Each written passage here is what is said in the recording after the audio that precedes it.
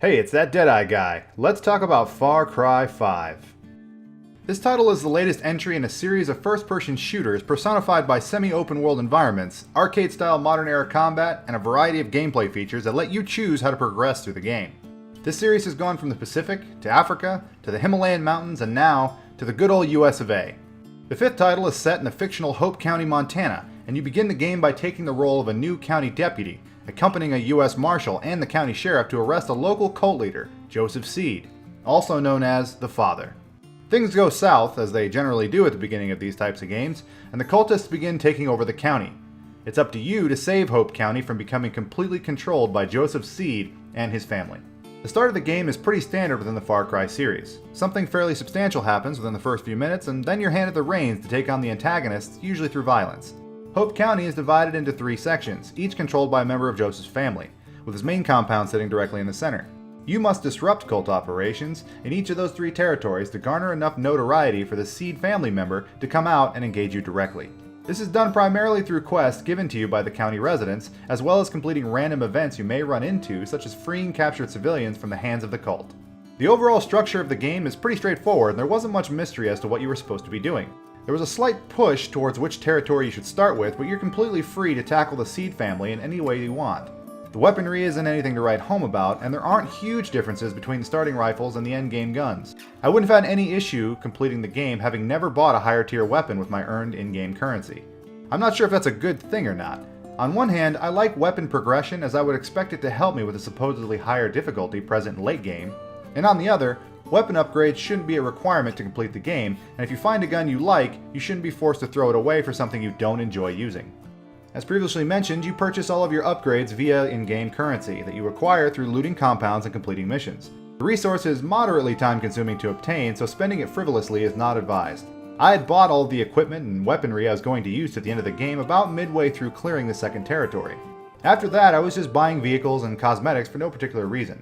You can also use real money to purchase in-game currency, but don't do that because it's a scummy practice by Ubisoft and really shouldn't be encouraged in a game like this.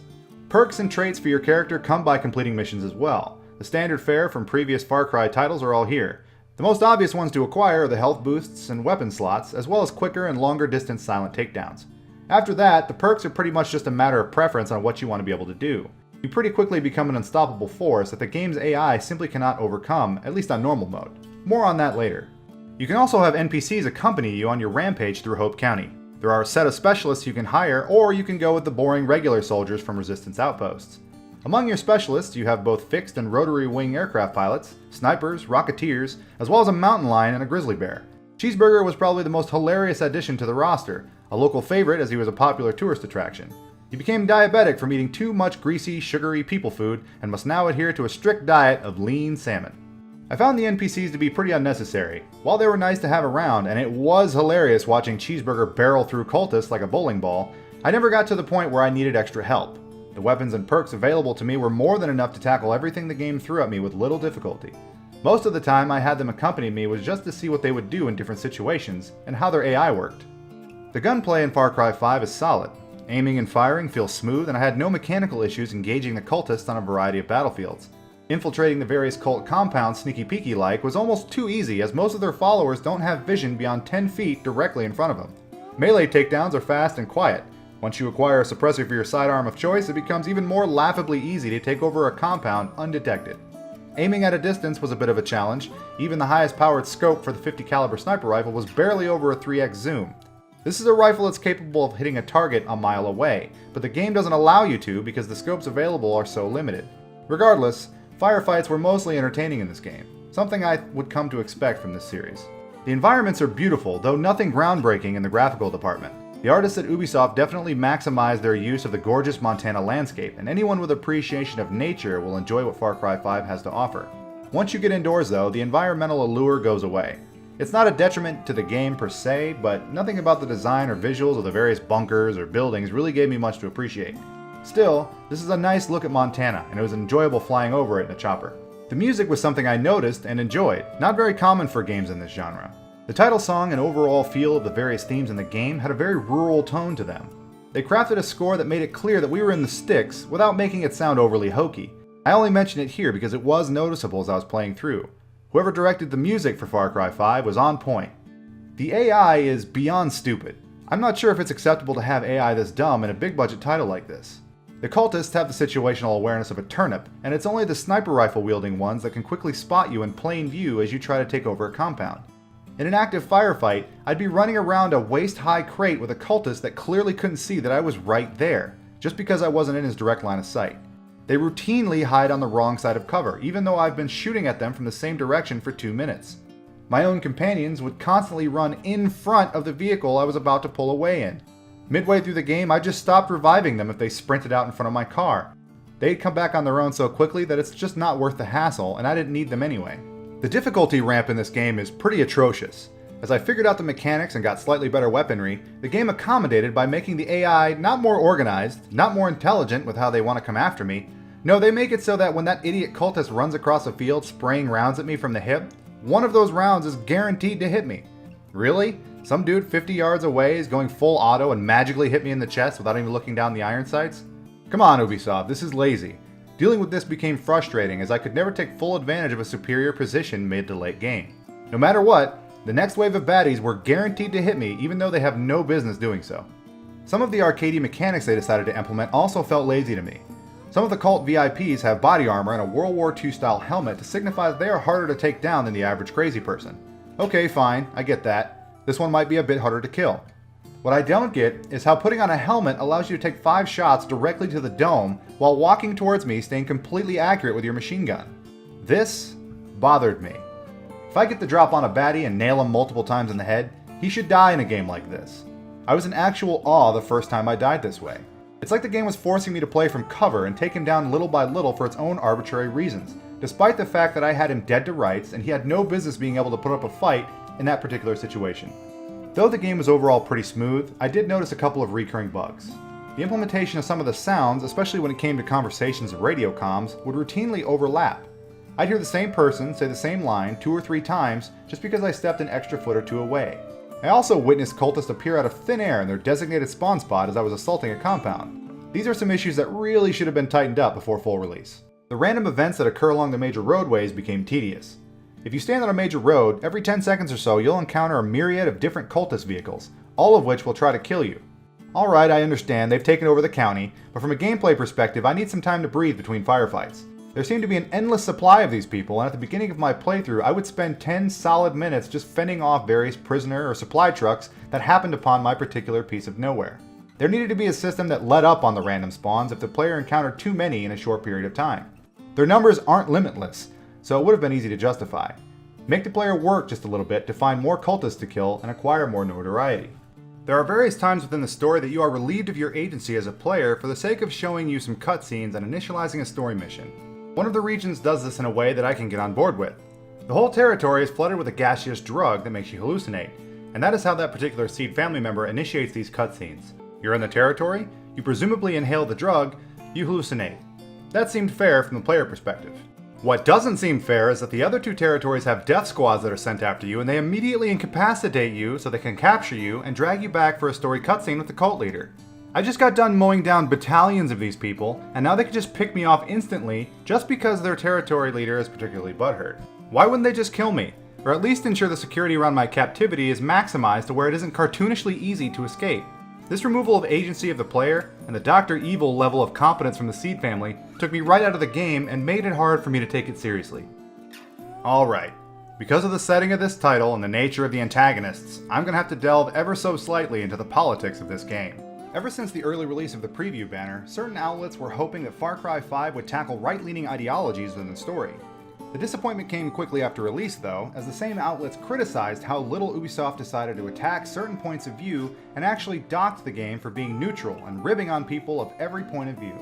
Far Cry 5 most certainly pokes fun at political ideologies, and hell, even its overall theme with the antagonists is demonstrating how dangerous any orthodox ideology can be. I'm not sure if Ubisoft did this deliberately or by accident. I don't think I'm willing to give them that much credit. But Far Cry 5 actually does a great job of staying in the middle and providing an experience that folks with any viewpoint can get on board with. Both the cultists and the resistance members that assist the player are incredibly diverse. You'll see people from all backgrounds and genders represented on both the good and the bad sides within the game. The main antagonists loosely proclaim an ideology that is extremely socially conservative, constantly attacking the decadence of modern Western culture and how it will eventually lead to its downfall. This characterization of these kinds of ideas being bad, and the deliberate diversity on both the good and bad sides within the game, should be something those on the left would applaud.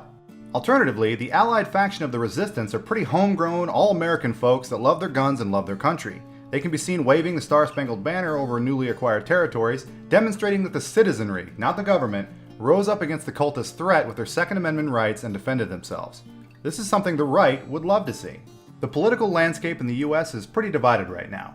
If you know how the mainstream gaming outlets operate, you probably know that they lean pretty far left. The disappointment from them that a game like Far Cry 5 would dare to have the audacity to attempt to unify all sides of the political spectrum by providing an enjoyable escape in the form of a video game was pretty revealing. The only hard stance I can really see this game taking is a stance against ideology, and that's not something that's unique to the right or the left. Orthodox ideology takes many forms, and the ability of people like Joseph Seed to prey upon people with their toxic rhetoric strikes to the very core of humanity. Do I think this was all completely intentional? No. I think the execs at Ubisoft played it safe, and they blindly stumbled into a story that gave folks from all backgrounds something to enjoy and some tidbits to think about. I'll give Far Cry 5 credit where it's due. It didn't alienate anyone in the player base, politics aside, and that's a good thing. Now I'm going to have to get into some story things, so go ahead and skip ahead to here for the wrap-up if you want to avoid spoilers. I'm not sure where the writers at Ubisoft learned to create a good story, but this game is mostly a mess on that front. All three of the Seed family members you go after are about as deep as a puddle. They can really be summed up entirely in one line each. John is a masochist that forces people to admit sins they don't actually have under threat of violence, Spanish Inquisition style. Jacob is a single-minded military man that values only those capable of extreme violence. Faith had a horrible upbringing and retreated to the drugs and ideology provided by Joseph to make her life seemingly better. There. That's it. Those are your three main villains outside of the father. Speaking of top-knot-wearing hipster Jesus, what possible justification could this story have for this guy actually walking into seemingly divine intervention every time he's in danger? I'd be okay with the initial arrest when one of his crazies leap into the blade of the helicopter causing it to crash, but then it happens again at the end when you are driving to a fallout shelter surrounded by your allies, crash, and the only one that isn't knocked out and seriously injured is him? Oh, and let's top it all off with an ending that none of your actions actually mattered because he ultimately wins. The faux philosophical ending was probably the most unsatisfying closing to a story I've experienced in a game in quite some time. So either the writers are implying that there's an actual deity that Joseph communes with, and that he is actually right all along, or he is just incredibly lucky. Oh, and by the way, he somehow acquired nuclear weapons, because that's easy to do. That's right, North Korea got him 3 nuclear bombs all the way to Montana. Don't ask how, that's not important. Listen, the villain wins. Not only does he win, but he sends the country into utter chaos, and there's nothing you can do about it. You just spent 20 plus hours battling someone who cannot be beaten. Here's the credits. Don't feel satisfied? How could you not like the story that you just experienced? Far Cry 5's storyline is a clumsy mash of ideas and philosophies. It desperately tries to be more intellectual than it actually is. No, this wasn't edgy or interesting, Ubisoft. It was terrible, ham-fisted, and infuriating to the player. It was like trying to eat a delicious meal in a sewer. While the gameplay mechanics were pretty good and the overall game was enjoyable, the disgusting stench of grade school level writing was ever present. There's some great things in this title. There's plenty of content, both online and offline modes, that could easily extend playtime well beyond what's required to complete the single-player campaign. Those things don't adequately cover up the quirky bugs in story, though. While I would recommend this game to any fan of FPS, I'd still say anyone without an affinity for the genre should really give it a pass. I really hope Ubisoft learns from these mistakes for the next installment, because this game would have been so much higher on my shelf if it didn't have those few massive flaws. I'm giving Far Cry 5 a 6 out of 10. What did you think of Far Cry 5? Was I too harsh on the story? Well, let me know down below or over on Twitter. And if you'd like to support the channel, I'd really appreciate it if you hit that thumbs up and subscribe button. Until next time.